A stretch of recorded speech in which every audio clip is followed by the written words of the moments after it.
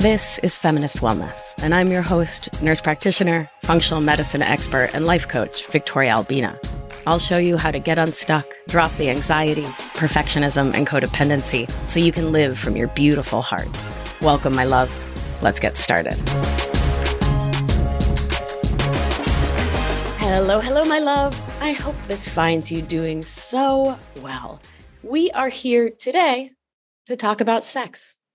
I'm really excited. It's a new topic we haven't covered on the show. We've talked about pleasure, we've talked about joy, and we've talked a lot about relationships. And I'm here with two amazing experts who are going to introduce themselves in just a moment so we can have this really, really, really important conversation. I want to say up front, if there are folks with you who you don't want to hear a conversation about sex, this is a really good time to have them put their earmuffs on or put your headphones on, because here we go. All right, my loves. Hi. Hi. Hey. Hi. I'm so happy to have you both with me and here talking to the Feminist Wellness fans. Danielle, would you like to introduce yourselves first? I went alphabetically.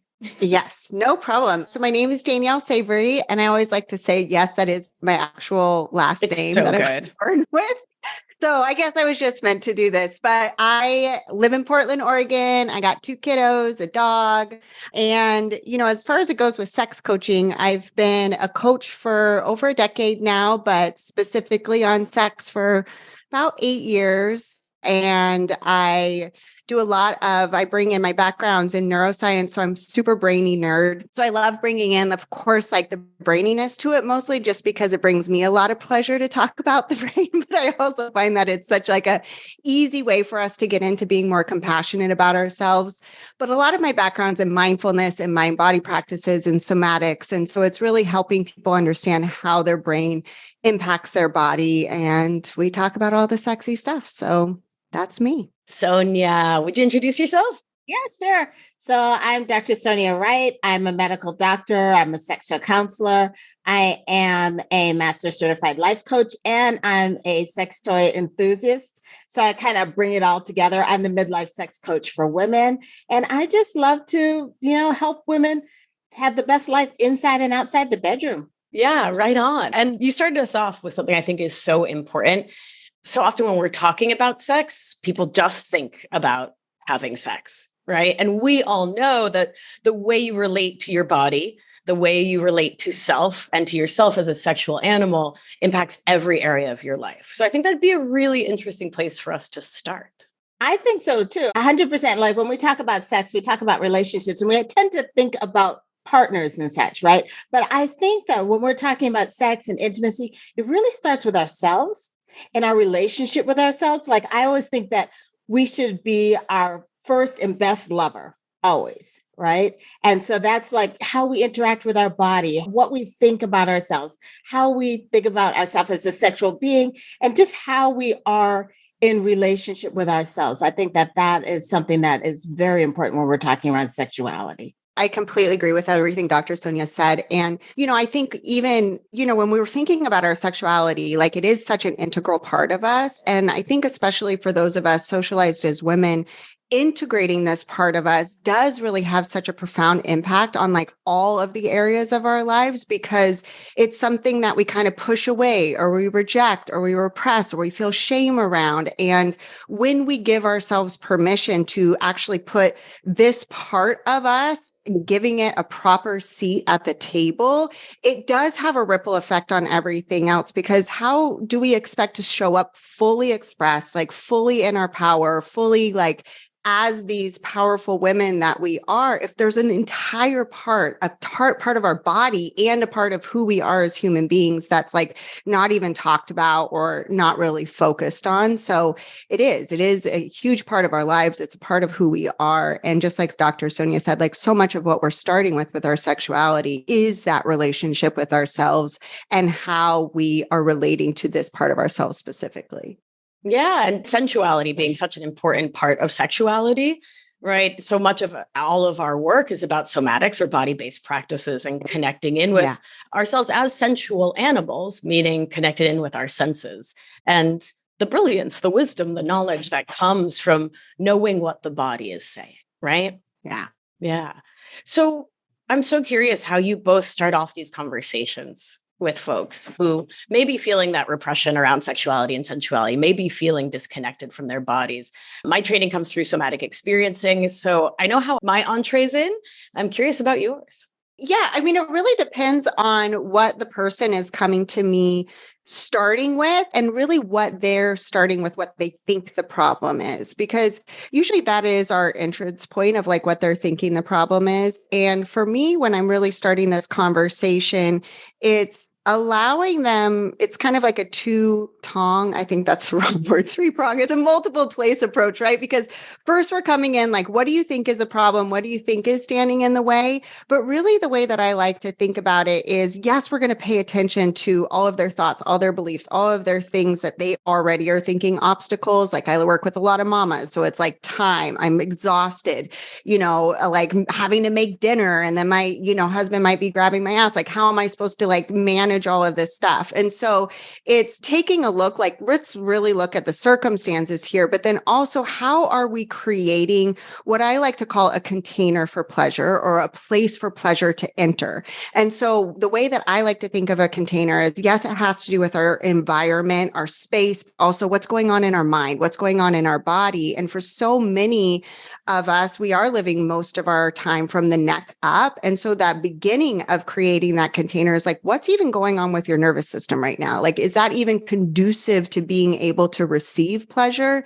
And then we'll kind of come in through it that way, is like creating a receptive environment in their body. And then at the same time, touching on what's going on mentally and in their brain and what they think is the problem, and just starting to like pick apart and question that and be like, really, is that really what's going on here? And just starting to untangle it in like a playful and loving and like really compassionate way. Because for so many of us, sex, even though we're starting to talk about it more, it can create more stress and more pressure on the nervous system that we're trying to relax. So bringing a like humor and the playfulness and like that love to not really go in, harsh with the thinking and the beliefs, I would say, is kind of my tactic for starting those conversations. I feel like no matter what ails you, learning to map your nervous system is pretty much the place to start, right? Yes. Right. If you don't know you're in sympathetic activation, if you don't know that you're in dorsal, you don't know you're in a mixed state like functional freeze, how do you know where to start, right? How to start soothing, how to start calming, how to hold space or bring in a resource or a glimmer so that you can come back into ventral vagal, right? Or stay in the activated state and do some healing. Because that's wildly possible too. I mean, what is subspace for, if not? Yes. For example. Yeah. Absolutely. Yeah. I love what Danielle was saying, because like we complement each other. Like we are in the same area. She focuses on women that's younger. I focus more on the midlife and a little older. So it just flows, but you start having issues usually around the time you're having kids and things like that. And then things manifest over time, and then you're dealing with it in midlife as well. I call it like creating the zone of sexual safety in order to make this container so the work can be done within it, like create a space where the body can calm down, where the mind can calm down, where you can talk and process and feel the emotions and get to a place like, what do you need in order to feel safe, in order to do this work, right? So I love how we may have like different names for it and stuff, but we're doing similar work. It's so beautiful. It's super beautiful. Yeah. And I love what deep nerds you both are. We are big nerds over here, right? Big nerds. Such big nerds. If you saw over here, I have all like my brain things. And then the back here, it's like the vulva and the boobies, So it's just like all the anatomy, all of the places surrounding in my office. Yes. The perfect balance. I love it. Yes. I love it. I love it. One of the big things I try to do here is give folks really tangible tools, actionable things they can do. So I've taught so many ways to start to calm and ground the nervous system. And I have a feeling that you two probably have something really unique and interesting to add to the conversation. So for folks who are like, I don't know that I can even listen to this. My nervous system is getting activated. My shoulders are collapsing. My back is rounding. I don't know what to do. What tips would you have for them? Well, when I work with anybody and they might be activated and they may not be feeling in a place of safety, part of it is talking, slowing it down, working on the breathing, but also, as I said, creating that zone of sexual safety. I do bring in humor as well. And I let them understand that nothing needs to be sorted out within like one session or two sessions. Like we think like we've been dealing with this for 10, 20 years, whatever, but we think that we need to unravel and sort it out within a month or something like that. And to get people to realize that it doesn't have to be that way. And that work is being done behind the scenes, even like we may be talking about it, but as we're talking about it, we're relaxing just a little bit more. We're able to breathe a little bit more. We're able to sense what's going on with our body. We're able to, like, if we need to do some work with healing around that, we can take our time and the space to do that work. So a lot of this is about connection. And as I'm saying before, it's about that safety and also recognizing it's okay wherever you're at this moment. It's okay, whatever you're feeling in your body. The important part is to establish that safety. What do you need in order to continue to do this work? And if it's not right now for doing that work, we take breathers. We can slow this down. There's nothing that says it has to be done. So often women will come to me and they're like, my partner says, I'm not having enough sex. I need to, like, they're focused on the number, right? And they're like, if I could have sex 3 times a week, that would make my partner happy. And then my marriage or relationship or whatever would be better. And in that whole scenario, I'm not hearing about them, what they want, taking their heart, their soul, their body into consideration. What is that you want in this situation? And getting people to slow down and figure out that they get to be part of it, especially, women, we have a tendency to be focused on everybody else. We're not even recognizing what's happening in our mind, what's happening in our body, and that we are valuable enough to take the time to do this work for ourselves.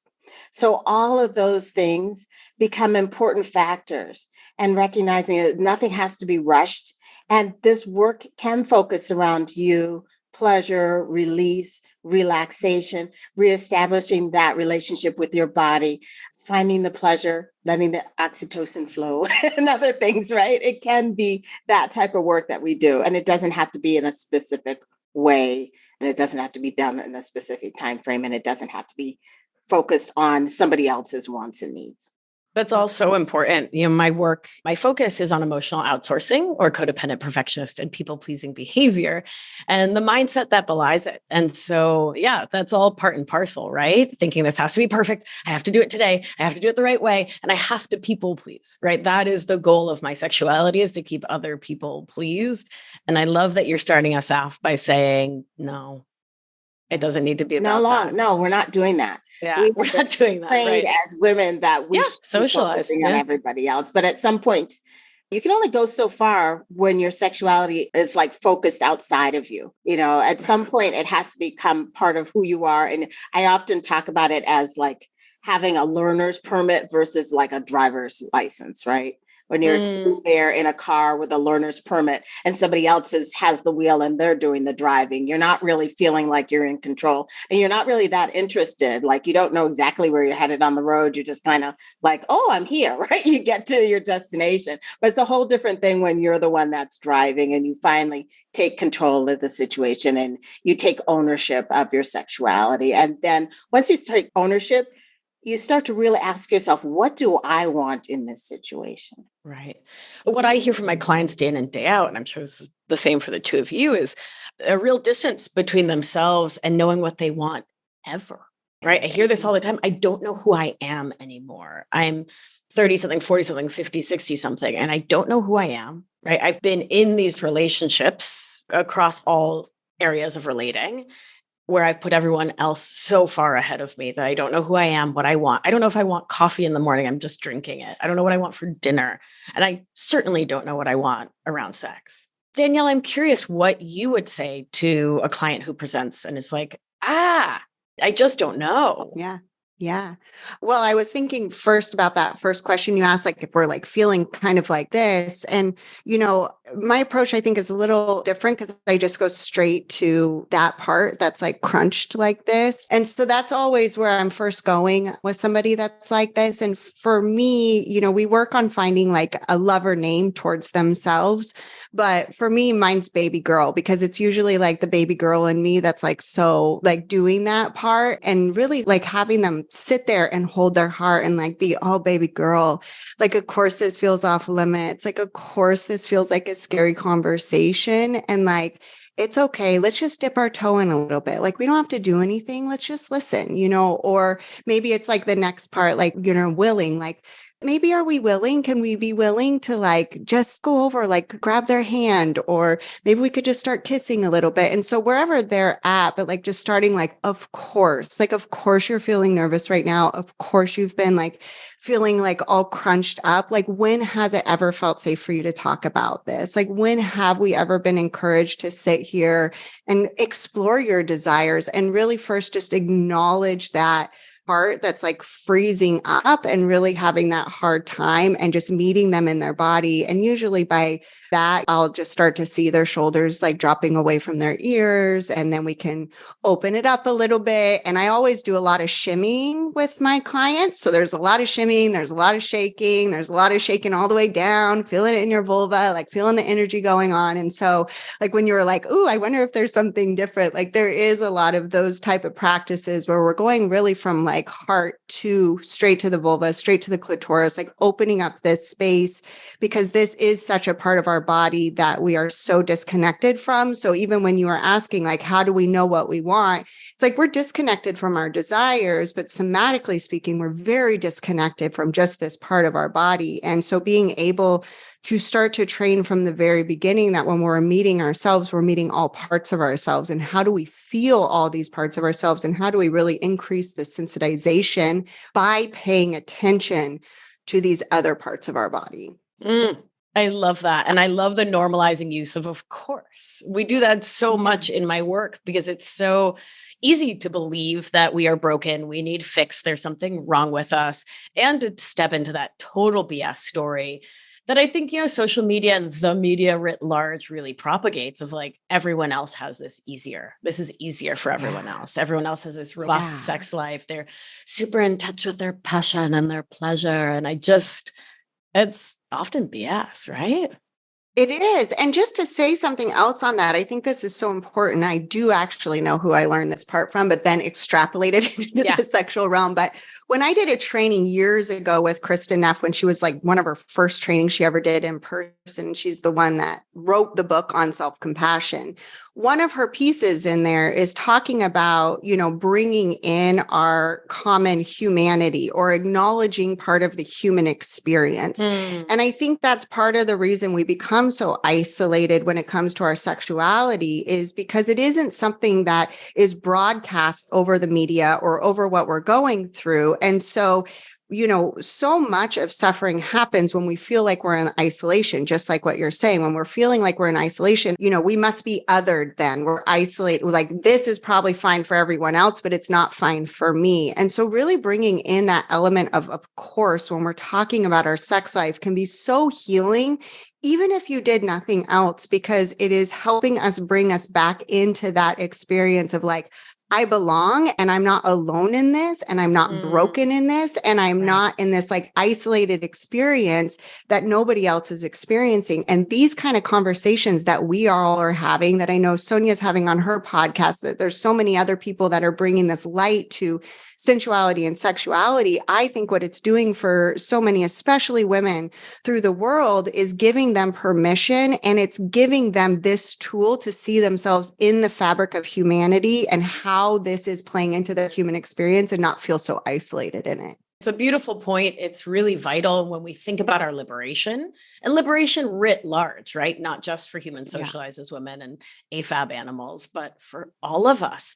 Connecting in with our senses, with our soma, with our sensuality and our sexuality is vital. It's a vital portion of seeing ourselves in our fullness and our richness.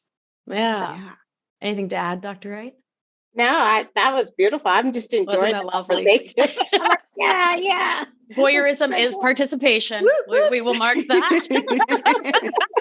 I'll just, continue the conversation in terms of community and the commonality. And I think that's an important aspect of this. And so I love the fact that we're coming together on this podcast and talking about this. And so people are not like, if they're listening, they're like, oh, I'm not in isolation. This is happening, that other women are experiencing this.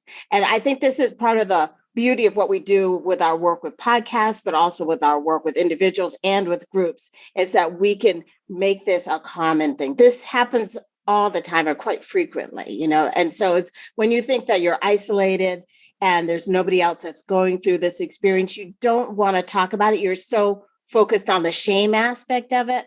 And when we're in shame, we just can't, go forward and do something. So when we continue to have these conversations and women recognize that this is happening to a lot of people, and this is something that we can talk about, so many aspects, like what percentage of people have that textbook type of sex, what even is that though? Yeah. Right. Let's even like the male, like P and the V, like what is, like, what is this? Right. Like, I know Dr. Sonia and I don't think of it that way. Right. But that's like in our brains, we're like, oh, it's got to be this way. And everyone's orgasming at the same time. And, it's this and that. And it's like, we really do think it's a textbook. And that is part of the reason so many people have shame around it. Yeah. Right. Which throws us into dorsal, which makes us not want to have sex, which makes sex not enjoyable. We're not present. We're dissociated. Not in the zone of safety. Right. Yes. Not even in the literal room. You're like gone.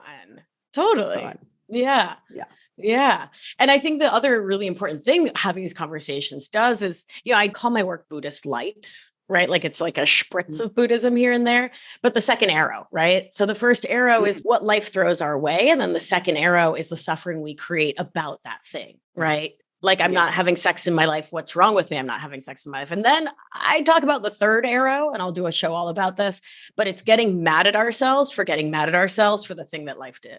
Right? Yes. God, I'm such a feminist. I shouldn't be upset because I'm not having sex. I should be wanting to have more sex, but I don't want to have more sex, but I should because I'm a good feminist and I should be embodied and I should. Right. And we just spin and spin and spin our little wheels and make it worser and worser. Right. Yeah. We can't even untangle it, even if we wanted to. Like we're so confused that you just want to go to sleep. You're like, my head hurts. You're like, I am tired. I actually am tired now. I am too tired for sex right now. Tired. Yeah. So how do we bridge it? What do we do? Yeah, Danielle. Oh, I was just going to say the arrows. I love that you brought that up because that's actually one of the core parts of my teaching because my background, like I said, is in Buddhist philosophy and psychology. Right. And so, but I explain it kind of like, that thing about when we catch it is like, I'm like, you could be all the way at arrow number 150, but if you notice 150, you don't get to 151. And so it's like really giving them like permission that it's like, sometimes like we don't catch it until we're like way down into like absolute anger, frustration, shut down sexuality land. But like, you still notice then, like, let's celebrate that we noticed then, because then we can still meet ourselves wherever arrow that we're really at and approach ourselves like, what does my body need right now? Like, how can I just like put my hand on my heart and be like, of course, my brain even spun all the way off to that. I've had 3 cups of coffee this morning on top of the fact that I've been socialized like this. Right. And so just really giving permission to be like, you are going to go a little like, whoo, real fast with this kind of stuff. Yeah. I recently did an episode. The topic was, I will no longer allow substances to dysregulate me. Because I realized I was having, like the little thimbleful too much caffeine and all of a sudden sympathetic activation and everything was terrible and everything was a nightmare and I'm the worst and I'm just not available for it anymore. And substances and sex, that's a big thing too. Well, let's get into it then. I mean, if you want to. Let's do it. I am available. Let's do it. Let's go. Yes. Let's go. What do you want to say about it?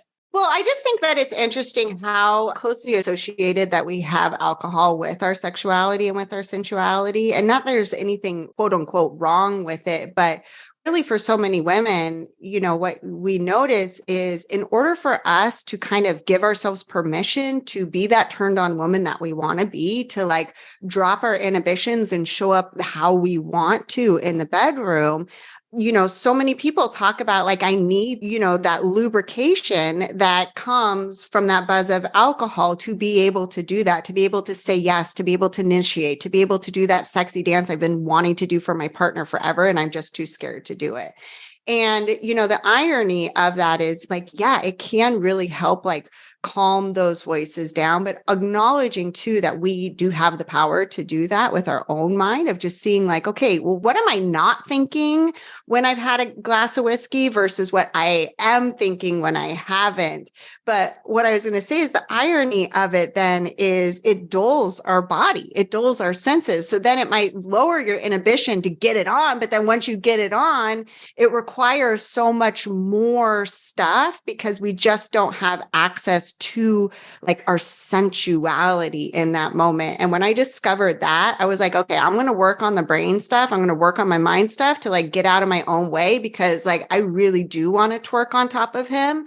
And I also am not available to have sex with alcohol anymore because I want to have amazing sex. And amazing sex is available to me when I am present in my body, and alcohol doesn't allow for that. Amen, followed by hallelujah. So, and like no that's what I was judges gonna say about substances. Yes. Right on. Right. Yeah, No judges around here, but yeah.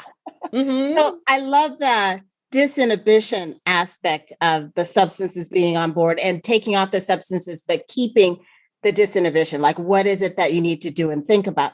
I also go to this place where substances sometimes are used when you don't actually want to do something. Mm-hmm. And that's the part that concerns me, like where there's questionable consent there, but we're focused so much on people pleasing that we're utilizing the substances in order to do something we don't necessarily want to do it. So on the one hand, it's important to find out why people are putting these substances on board.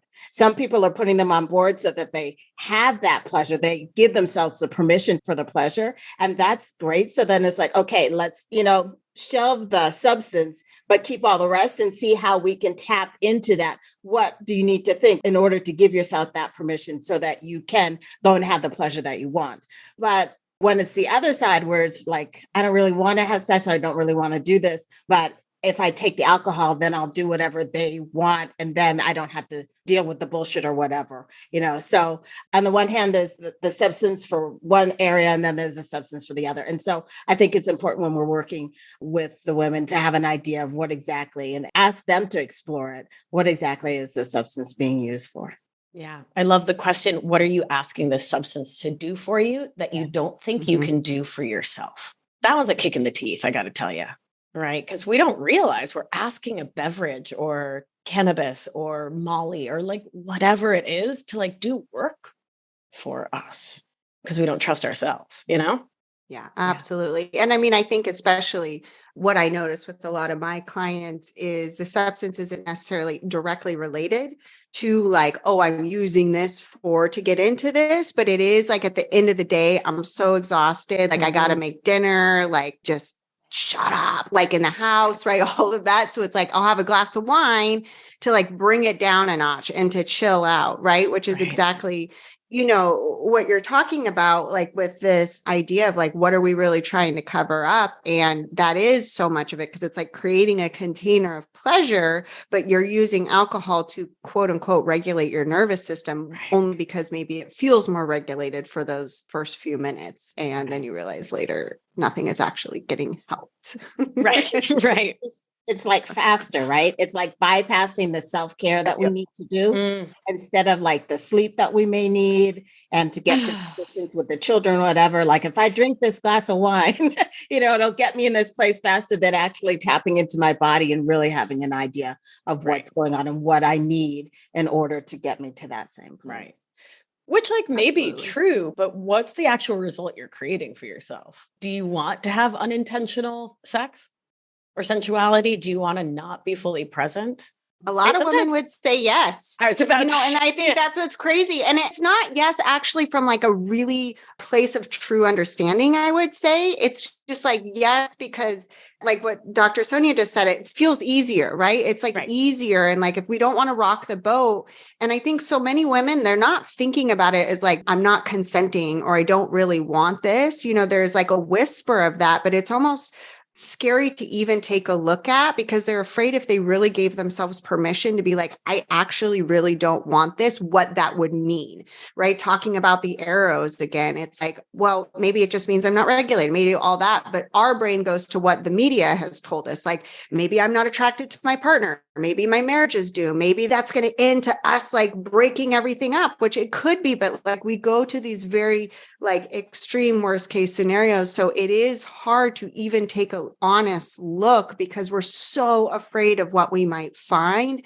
if we asked ourselves, like, is this something I really want? Because for so many women right now, it's no. And it doesn't necessarily mean no, but we're asking ourselves this question from a place of like usually very extreme dysregulation that's been going on for years. And I always like to remind them, like, the answer that you might get might be from this very like stressed out, overwhelmed, burnt out place, but it doesn't mean that it's going to be the answer forever. And to give them that safety to really like take a look, but also know that this isn't a forever answer. It might be right now because of what went on today or what went on this last year or the couple of years or whatever it might be. And change sucks, right? What's that saying? Like the only person who likes change is a wet baby, right? I've never heard that, but that's so great. It's so good, right? Yeah, change sucks. Doing this deep work sucks. It's terrible, right? At the end of the day, it's always better. For me, in my life and what I hear from my clients, and I'm sure from yours, at the end of the day, I would so much rather wade through the muck and the pain and take a hard look at my shadow and my psyche and my relationships and live life really intentionally. Yeah, I think that like part of the work that we do is helping our clients to understand that emotional discomfort is not necessarily a bad thing. I mean, it might feel that way, but it's also part of the journey that you have to go through this if you want a different result. There will be this level of discomfort there. And your ability to tolerate it is what is, directly proportional to getting the actual result that you would like. Right. And the capacity you have in your nervous system to be with change, right? To be with yourself and to stay with yourself, which I think is really one of the core things we're talking about here is presence, right? It's going to keep coming back to Buddhism and like coming back to presence, back to present moment awareness and mindfulness. Because if you're not present in sex, are you really even having it? You know what I mean? Like, are you? Yeah. A lot of people know.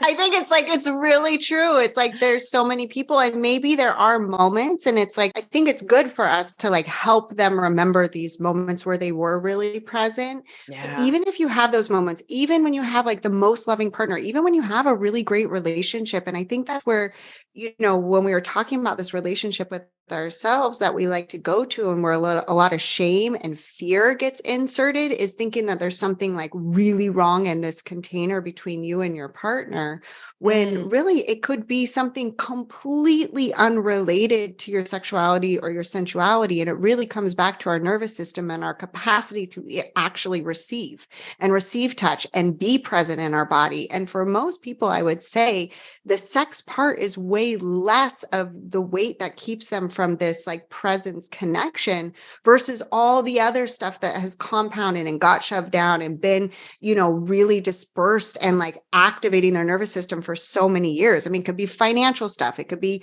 childhood stuff. It could be like not ever getting acknowledged at work. I mean, there's so many factors that come into this. And so when it comes to sex, it's just fascinating how we assume it's got to be a relationship thing or a sex thing or a me thing, hormone when thing. It really isn't often have to do with any of that, but it is our ability to be present, and our ability to be present does require us to take a look at these other elements. Yeah, it's deeply holistic, right? And I remember when I was a primary care provider, I'd get so many folks coming in, and when I was doing functional medicine, like, I need you to run a Dutch test and test my hormones and see what's wrong with my hormones because I don't want to have sex with my partner. I don't think it's not usually the issue, right? No, it's usually way, way bigger than that and older than that and deeper than that. There's such a wish that it is the hormones, right? There's some sort of magic pill or shot or something, and then they can go on their way without having to work on all the rest of it. Right. Yeah. Probably the most disappointing news that Right. mine and Dr. Sonia's clients hear is like, this isn't a hormone thing. And inside you're like, wait, what the hell? I can't just shove one of those like jelly things up my hoo-ha and just be on with myself. Right. Like, it's just like, no, I'm sorry. We're going to have to do a little bit of getting in your body. Yeah. Yes. A little rebuilding needed there for sure. Yeah. Yeah. Yeah. You're like, this isn't a vitamin thing? Damn it. Damn it. Man. If only. If only. Yeah. Well, my loves, I want to be respectful of your time. What else do you want to make sure that our listeners hear from you? Any messages you want them to take away that you haven't shared? I think that, well, for most of the women that I'm working with are in 40s, 50s, 60s, and beyond, that it really is a holistic approach.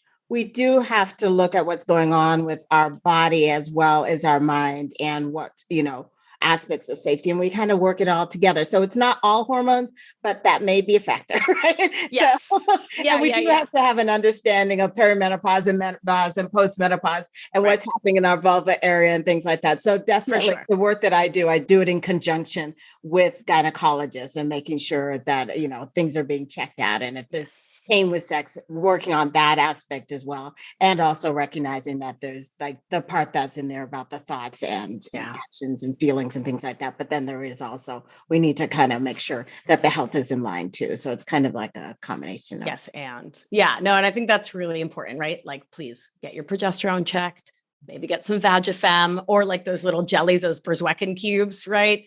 Intravaginally, those are magical. Check out some pelvic floor PT, right? Particularly postpartum. And also recognize we talk so much about the vagina, like that's the center of the world. It's not. I'm just going to put it there.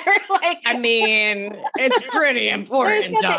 But there's something called the vulva, which is the hole. Oh, sure. Like we focus on a hole, right? Oh, right. Yes. I just really need women to understand that your pleasure point, the hole is helpful, right? The hole is helpful. Can we get that on a t-shirt? The hole is helpful. Yes. Your clitoris is enormous. It is Yeah. So much more than a hole. Yeah. So when we talk about like estrogen and things that we put like localized within the vagina, so often we forget about the conversation as well about the vulva. Sometimes we need some creams for the vulva and different things that are happening there as well. But just really to recognize there's a reason why we have been socialized to focus on the vagina, even though, if we're talking about what's analogous to the penis, it is the clitoris. Nobody talks about the clitoris. We spend all this time talking about the vagina. I wonder why. People are not putting penises in clitorises. They're not, so people are putting this focus on the vagina, and the vagina is all great, but really do recognize that a lot of pleasure for women comes from the clitoris, and that needs to be in the discussion, if not the center and the focus of the discussion, if we're talking about where our pleasures are. And women don't know about their vulvas. So I do bring that into the conversation. I love that. Would you say that the clitoris then is the center of the universe? The clitoris should be every woman's best friend. Like, let's just be clear about this. I love it. I have this bracelet that looks like it. Well, to some eyes, it looks, for folks listening and not watching the video, both of our esteemed guests just held up plastic replicas of the clitoris, waved them in the air with great fanfare. It was pretty awesome. I think we'll put that part on the gram so folks can see that video. That's right. I have a bracelet. I wish I was wearing it right now that could look like a wishbone, but for folks in the know are like, oh, that's a big old clitoris bracelet. It's so good. Yeah. Yeah. I've worn it on many a first date just to see who would pick up on it and be like, oh, curious what that is. They get extra points if they know what that is. For sure. You're all righty. You're maybe going to get a second date if you're exactly. Excuse, I don't think that's a wishbone, is it? I don't think so. I think that's something else entirely. Yeah. Yeah. They did their research. That's a good one. Right? It's true. You're a keeper. Yes. Yeah. Danielle, parting words of wisdom from you and your brilliance. Yeah. So, I agree absolutely with everything Dr. Sonia said. And, the other message that I would say is that we really, as women, need to, well, really for all humans, is to understand the importance of pleasure, and specifically sexual pleasure plays in our overall well-being and our own health. And that it isn't just something that it's like, oh, I should take a look at this as if it's a problem. Like, it doesn't have to be problematic. It doesn't have to be a sore spot. It doesn't have to be a pain spot. But when you really learn the power and all of the elements that go into being a truly pleasured human being, to like this optimal level of sexual pleasure, we open up, so many more opportunities for our entire well-being, for our entire like lives and the power. And it's like why I always say, like, a pleasured woman is an empowered woman, because it really does give us so many skill sets that you learn on your way to becoming more pleasured, that serve so many areas of our lives. And it's like, I live a pleasure first life. I live a pleasure priority life, and living that way resources me in so many ways. And I think that we underestimate the potent and impactful power that pleasure holds. And when you really start to dip into this, it's so much more far reaching than just like, oh, I'm having more orgasms, which is amazing. Like, yes, please have all of them. And like the way that it can, again, what the word that I like to use from the somatic, world is being well resourced, right? It really does create this well of resource in our brain, in our bodies, in our physiology, in our nervous system. And I like to look at this as like, it is the balm to our busy, it is like the sparkle to our soul. It is like the glitter that gives, like this brightness and this vibrancy to our life. And it is not something to sleep on. So, go sleep with it. Take it to bed, but don't sleep on the power of it. Touche. I could not agree more. Yeah. Embodiment, empowerment, agency, intentionality, right? Living interdependently means the root of it is living in our bodies and being interdependent with ourselves, like having that true, deep self-knowledge, right? Of what turns us on sexually, sensually, emotionally, energetically, intellectually, in all the ways. So thank you so much for that. You both are so magnificent and so wonderful. And I'm so glad you're here. I hope we can do this again. Oh, definitely. That'd be fun. Great. Oh, right on. Great. Could you tell the good people, I know everyone wants to go follow you and learn more about you, and definitely listen to your podcasts. We started with you, Danielle, last time. So Sonia, will you tell the folks how to find you?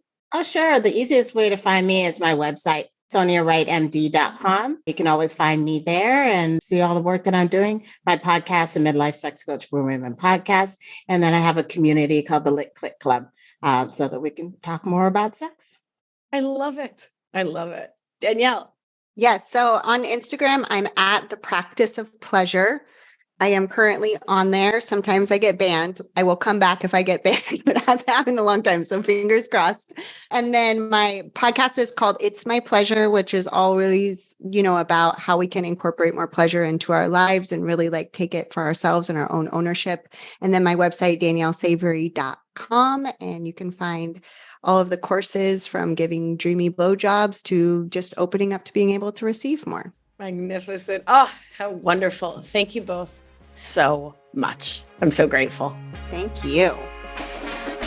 If you've been enjoying the show and learning a ton, it's time to apply it with my expert guidance so you can live life with intention without the anxiety, overwhelm, and resentment, so you can get unstuck. You're not going to want to miss the opportunity to join my exclusive intimate group coaching program. So head on over to victoriaalbina.com/masterclass to grab your seat now. See you there. It's going to be a good one.